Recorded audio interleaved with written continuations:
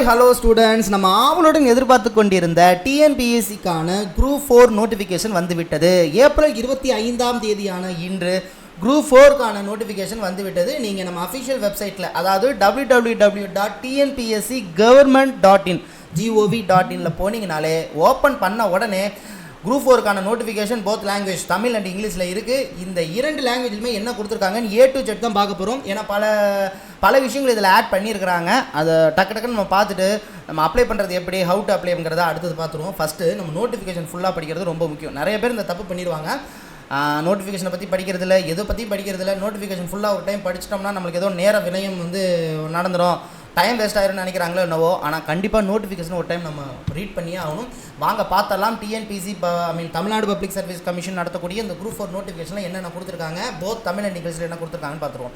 பொதுவாக முக்கியமான அறிவுறுத்தல் அப்படிங்கிற மாதிரி கொடுத்துருக்காங்க. இந்த விண்ணப்பத்தில் கொடுக்கக்கூடிய அனைத்து விஷயமும் உண்மையாக இருக்கணும், ராங்காக எந்த ஒரு இன்ஃபர்மேஷன் கொடுக்கக்கூடாது அப்படிங்கிற மாதிரி கொடுத்துருப்பாங்க.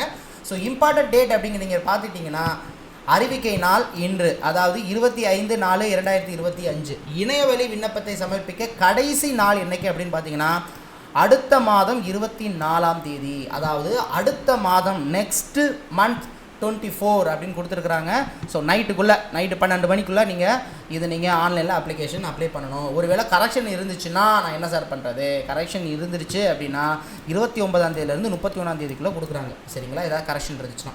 இப்போ என்னைக்கு சார் எக்ஸாம் அப்படின்னு பார்த்தீங்கன்னா, ஜூலை மாதம் 12. இந்த ஜூலை 12 ஜூலை 11 டிஎன்பிசிக்கு ரொம்ப மிக பிடிச்ச நாள் நினைக்கிறேன். நிறைய எக்ஸாமினேஷன் பார்த்தீங்கன்னா ஜூலை மாதம் தான் வரும். அந்த ஜூலை இந்த 11, 12 விடவே மாட்டாங்க. அந்த 11 அந்த சீரியஸில் ஏதாவது ஒரு சண்டே வந்துச்சுன்னா அதை பிடிச்சி அதுதாங்க அவங்களுக்கு எக்ஸாம் அப்படின்னு சொல்கிற மாதிரி இந்த வருடமும் ஜூலை மாதம் 12ஆம் தேதியை ஃபிக்ஸ் பண்ணியிருக்காங்க. ஜூலை 12. ஸோ எப்போதும் போல் மார்னிங் 9:30 12:30 வரைக்கும் ஃபாலோ பண்ணியிருக்கிறாங்க, 3 மணி நேரம். இதில் நீங்கள் ஆல்ரெடி புதிய மாணவர்களாக இருந்தீங்கன்னா ஒன் டைம் ரிஜிஸ்ட்ரேஷன் பண்ணி ஆகணும். ஒன் டைம் ரிஜிஸ்ட்ரேஷன் எப்படி பண்ணுறது அப்படிங்கிறத நான் பின்னாடி சொல்கிறேன். இந்த ஒன் டைம் ரிஜிஸ்ட்ரேஷன் அப்படின்னு புதிய மாணவர்களுக்காக. ஸோ இல்லை சார், நான் பழைய ஸ்டூடெண்ட்ஸ் நான் இதில் அப்டேஷன் பண்ணியிருக்கேன், ஒன் டைம் ரிஜிஸ்ட்ரேஷனாக பண்ணிட்டேன் அப்படின்னா டேரெக்டாக நீங்கள் அப்ளை பண்ணலாம். இதில் ரொம்ப நீங்கள் முக்கியமாக தெரிஞ்சுக்கப்பட வேண்டிய விஷயம் என்னென்னா, அது ஒரு முறை பதிவு அப்படிங்கிறது உங்களுடைய கம்யூனிட்டி வைஸ் எத்தனை முறை தேர்வு எழுத முடியுமோ அத்தனை முறை எழுதி இருந்தீங்கன்னா இலவசமாக பதிவு பண்ணலாம். அப்படி இல்லைனா ஃபஸ்ட்லேருந்து தான் பண்ணணும். அதுக்கு அப்டேஷன் ஃபீஸ்லாம் இருக்குது, அதை நீங்கள் பார்த்துக்கோங்க. சரிங்களா? புதிய மாணவர்களுக்கு ஒன்றும் பிரச்சனை இல்லை. ஒன் டைம் ரெஜிஸ்ட்ரேஷன் புதுசாக ஃபாலோ பண்ணிவிட்டு நீங்கள் ஃபாலோ பண்ணிக்க வேண்டியதான். சரி, நெக்ஸ்ட் என்ன சார் தெரிஞ்சுக்கணும் அப்படின்னு பார்த்தீங்கன்னா, அவங்க ஏற்கனவே சொன்ன மாதிரி விண்ணப்ப திருத்த சாளரம் அப்படின்னா என்ன அர்த்தம், நம்ம ஏதாவது சேஞ்ச் பண்ணணும் அப்படின்னு பார்த்தீங்கன்னா 29ஆம் தேதி 31க்குள்ளே நீங்கள் பண்ணி ஆகணும். அதான் அப்ளிகேஷன் கரெக்ஷன் விண்டோங்கிறது 29ஆம் தேதியிலேருந்து 31ஆம் தேதிக்குள்ளே நீங்கள் பண்ணணும். அதுக்கப்புறம் மிஸ் பண்ணிட்டீங்கன்னா ஒன்றும் பண்ண முடியாது அப்படிங்கிற மாதிரி இப்போயே சொல்லிட்டாங்க. அது கொஞ்சம் என்னென்னு பார்த்துக்குங்க, அதான் அதில் மென்ஷன் பண்ணுறாங்க. வேறு இதில் ஒவ்வொரு துறை சார்ந்து அவங்க என்னென்ன பெற்றிருக்கணும். இப்போ வனக்காப்பாளர் அப்படிங்கிற மாதிரி ஒரு டிபார்ட்மெண்ட் இருக்குது. அந்த தேர்வு எழுதுறவங்க கண்டிப்பாக ஓட்டுநர் உரிமையுடன் கூடிய வனக்காப்பாளர், அப்போ அவங்களுக்கு என்ன வேணும்னா லைசன்ஸ் இருக்கணும், டிரைவிங் லைசன்ஸ் வேணும். அதனால் நீங்கள் என்ன பதவியை சூஸ் பண்ணுறீங்களோ அந்த பதவிக்கு தகுதியான தகுதிகள் உங்களுக்கு இருக்கணும். இப்போ நான் டிரைவராக அதில் போய் நான் போஸ்டிங் போடுறேன் அப்படின்னா கண்டிப்பாக எனக்கு டிரைவிங் லைசன்ஸ் இருக்கணும். இந்த மாதிரி நிறையா போஸ்டிங் இருக்குது. நம்ம எப்போதும் போல தான் விஓ தானே நம்மளுடைய முதன்மையான பணியாக இருக்கும். ஸோ அதனால் வனக்காப்பாளர் அந்த டிபார்ட்மெண்ட்டில் யார் ஃபாலோ பண்ணுறீங்களோ, forest watcher, forest driving licence, forest guard with driving licence இதெல்லாம் இருக்கணும் அப்படிங்கிற மாதிரி சொல்லியிருக்காங்க. அதே நேரத்தில் வேறு முக்கியமான விஷயம் என்னென்னா, தடை செய்யப்பட்ட பொருட்கள் என்னென்ன பொருட்கள் உள்ளே கொண்டு போகக்கூடாது அப்படின்னா, மொபைல் ஃபோன், அப்புறம் பேஜர், அப்புறம் மின்னணு கருவி, அந்த மின்னணு இயந்திரங்கள், அப்புறம் இந்த வாட்சியெல்லாம் கட்டியிருப்பாங்க, அந்த ஸ்மார்ட் வாட்ச் அதெல்லாம் கிடையாது. மெமரி நோட்ஸ் இதெல்லாம் எடுத்துகிட்டு வரக்கூடாது. ஸோ இதெல்லாம் எப்போதைக்கு எல்லாம் தெரிஞ்சது தான். அதே நேரத்தில் ரஃப் பேப்பர் சீட் நீங்களாம் எடுத்துகிட்டுலாம் வரக்கூடாது. அவங்க கொடுக்குறதுல பின்னாடி இருக்கிறது தான் ஃபாலோ பண்ணணும். அந்த கணக்கு போடுறதுக்கெல்லாம் அவங்களுக்கு பேக் சைடு கொடுப்பாங்க, அதான் ஃபாலோ பண்ணிக்கணும். கம்யூனிகேஷன் சிப்ஸ் இல்லை வேறு எந்த ஒரு ஊடகம் சார்ந்த எந்த விஷயமும் கையில் வச்சுருக்கக்கூடாது. தடைப்பட்ட பொருட்கள் எதுவும் வச்சுக்கக்கூடாது அப்படிங்கிற மாதிரி சொல்லியிருக்காங்க. அதே நேரத்தில் எந்த நேரத்திலுமே உங்களுக்கு உடற்சோதனை உட்படுத்தப்படுவதற்கான சோதனைகள் நடத்தப்படலாம். நீங்கள் உங்களுடைய சோதனைகள் எப்போ வேணாலும் நடத்தப்படலாம் அப்படிங்கிற மாதிரி சொல்லியிருக்கிறாங்க. தடை செய்யப்பட்ட பொருட்கள் உள்ளே கொண்டு வரக்கூடாதுங்க அப்படிங்கிற மாதிரி சொல்லியிருக்கிறாங்க. ஓகே, இதெல்லாம் ஓகே, கிளியராக புரிஞ்சிருக்கு சார்.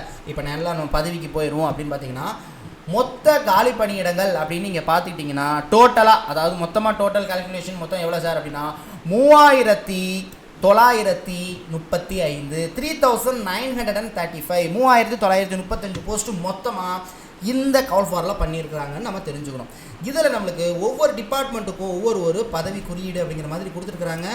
இதை மென்ஷன் பண்ணுவாங்களா இல்லை இந்த பதவி குறியீடு வந்து அப்ளை பண்ணும்போது கேட்பாங்களா அப்படிங்கிறத நம்ம பொறுத்து தான் பார்க்கணும். ஆனால் ஒவ்வொரு போஸ்ட்டுக்கும் ஒரு குறியீடுங்கிற மாதிரி கொடுத்துருக்குறாங்க. குறியீடு அப்படின்னா என்ன அர்த்தம் அப்படின்னு பார்த்தீங்கன்னா போஸ்ட்டோடைய அந்த போஸ்ட் இருக்கக்கூடிய நம்பர் இங்கிலீஷில் என்ன கொடுத்துருக்காங்க அப்படின்னு பார்த்தோம். எஸ், போஸ்ட் கார்டு அப்படிங்கிற மாதிரி கொடுத்துருக்காங்க. ஒவ்வொரு போஸ்ட்டுக்கும் ஒரு ஃபாலோ பண்ணாங்க. எப்போதுமே டாப் டக்கராக இருக்கிறது வந்து கிராம நிர்வாக அலுவலகர். ஸோ விஏஓக்கு வந்து அந்த கோடு கொடுத்துருக்காங்க, 2025 கொடுத்துருக்காங்க. அதெல்லாம் நம்ம தெரிஞ்சுக்க தேவையில்லை.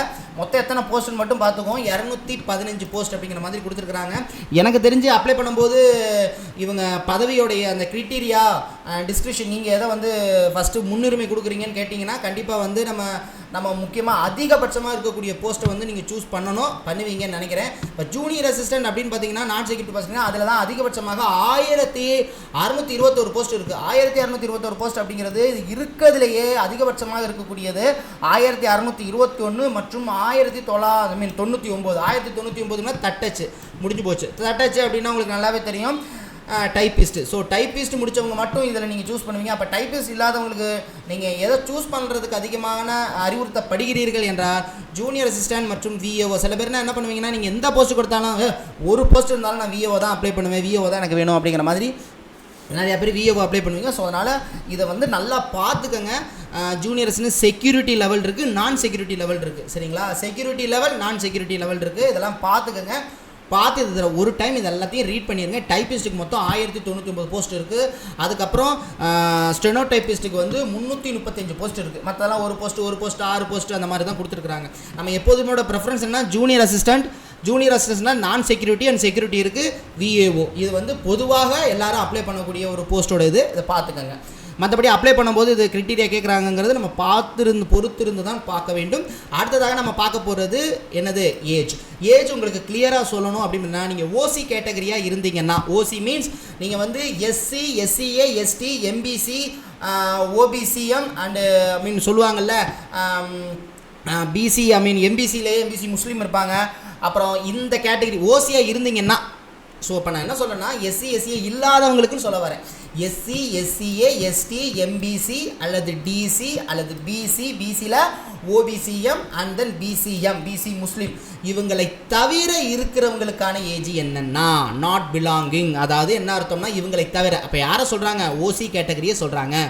ஓசி கேட்டகரிக்கு குறைந்தபட்ச வயது விஏஓவுக்கு 21, மற்ற அனைத்து போஸ்ட்டுக்கும் 18. அதாவது குறைந்தபட்ச வயது மினிமம் ஏஜ்.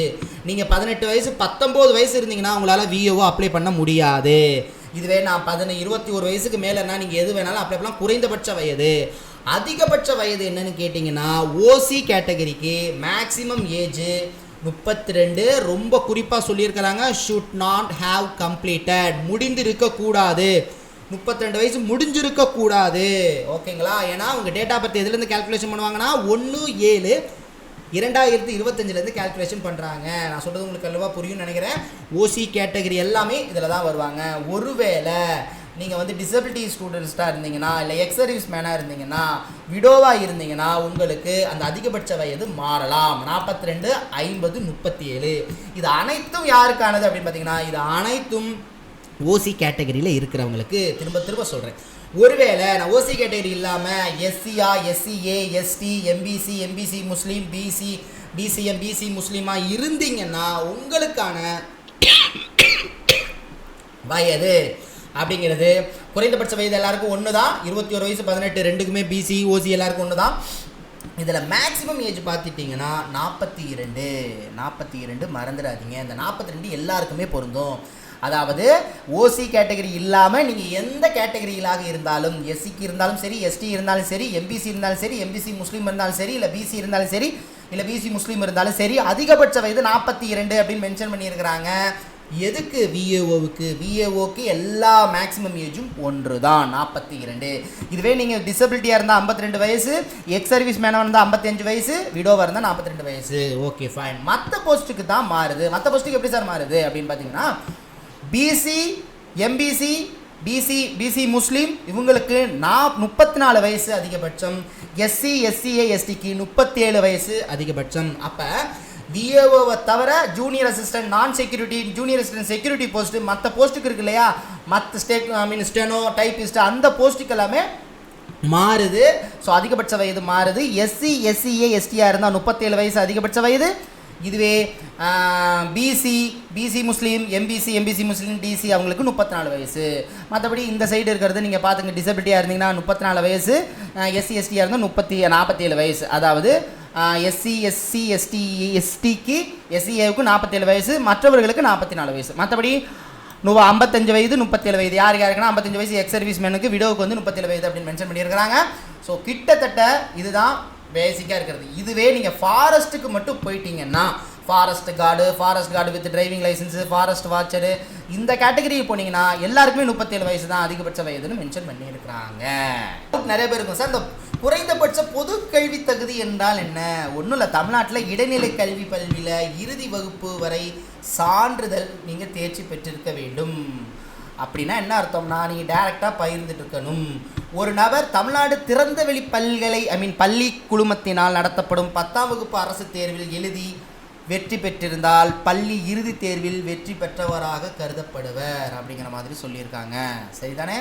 அதே நேரத்தில் இந்த பட்டப்படிப்பு கல்வி தகுதியானது எப்படி எடுத்துக்குவாங்கன்னா, டிகிரி 10th முடிச்சிருக்கணும், உயர்நிலை கல்வி அல்லது பட்டயம் அல்லது அதற்கு இணையான படிப்பு, அதாவது 10th + 12th அப்படி இல்லைன்னா பட்டய படிப்பு, சரிங்களா, டிப்ளமோ + யூஜி அப்படி முடிச்சிருக்கணுங்கிறாங்க. நான் சொல்கிற பாயிண்ட் புரியுதா?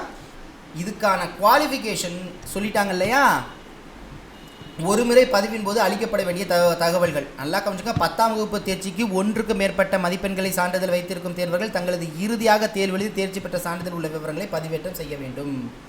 நல்லா கவனிச்சுக்கோங்க இந்த பாயிண்ட். அதாவது ஒரு முறை இந்த ஒன் டைம் ரெஜிஸ்ட்ரேஷன் இருக்கு இல்லையா, அதில் ஒரே ஒரு சர்டிஃபிகேட் தான் அப்ளை பண்ணணும்னா லாஸ்ட்டு நீங்கள் தேர்ச்சி பெற்றதை நீங்கள் அதில் அட்டன் பண்ணணும்னு சொல்லியிருக்கிறாங்க. சென்டிமீட்டர் சொல்லியிருக்கிறாங்க. இதெல்லாம் உங்களுக்கு மேக்ஸிமம் தெரியும். இப்போ கடைசியாக ஒவ்வொரு தேர்வு மையங்களுக்கான ஒரு எண் கொடுத்துருக்குறாங்க. இது நீங்கள் அப்ளை பண்ணும்போது கேட்குறாங்களான்னு தெரியல, அதை அப்ளை பண்ணும்போது பார்த்துட்டு சரிங்களா. குரூப் 4 அப்ளை பண்ணும்போது இதெல்லாம் கேட்குறாங்களான்னு பார்த்துக்கலாம். ஆனால் ஒவ்வொரு டிபார்ட்மெண்ட்டும் ஒவ்வொரு டிஸ்ட்ரிக்ட்டையும் ஒவ்வொரு இடத்துல இருக்கக்கூடியதுக்கு ஒரு கோடு மாதிரி கொடுத்துருக்குறாங்க. சரிங்களா, எல்லா டிபார்ட்மெண்ட்டுக்கும் அதான் முடிஞ்சு போச்சு. ஸோ இதுதான் நோட்டிஃபிகேஷனுக்கான ஓவரால் ஸ்ட்ரக்சர். இதுக்கான பிடிஎஃப் வந்து நீங்கள் வெப்சைட் நான் லிங்க் கொடுக்குறேன், ஓப்பன் பண்ண உடனே நீங்கள் டவுன்லோட் பண்ணி பார்த்துக்கலாம். அப்ளிகேஷன் எப்படி அப்ளை பண்ணுறது அப்படிங்கிறது அடுத்தடுத்த நாட்களில் பார்க்கலாம். கிளாஸ் வந்து ஸ்டார்ட் பண்ணியாச்சு. நாளையிலேருந்து வகுப்புகள் வந்து ஆரம்பிக்க போகிறோம். நாளை கழிச்சு இந்த வகுப்புகள் ஆரம்பிக்க போகிறோம். குரூப் 4க்கான test batch and video class, online கிளாஸ்லாம் ஸ்டார்ட் பண்ண போகிறோம். விருப்பம் இருக்கவங்க தாராளமாக ஜாயின் பண்ணிக்கலாம். அதுக்கான லிங்க்கும் நான் கீழே கொடுக்குறேன். அந்த வீடியோவை பார்த்துட்டு உங்களுக்கு பிடித்திருந்தால் தாராளமாக ஜாயின் பண்ணி கொள்ளலாம். Thank you so much. மீண்டும் சந்திக்கலாம். சந்திக்க உங்களுக்கு விடைபெறுவது உங்கள் அன்பு சகோதரன் கார்த்திக். நன்றி.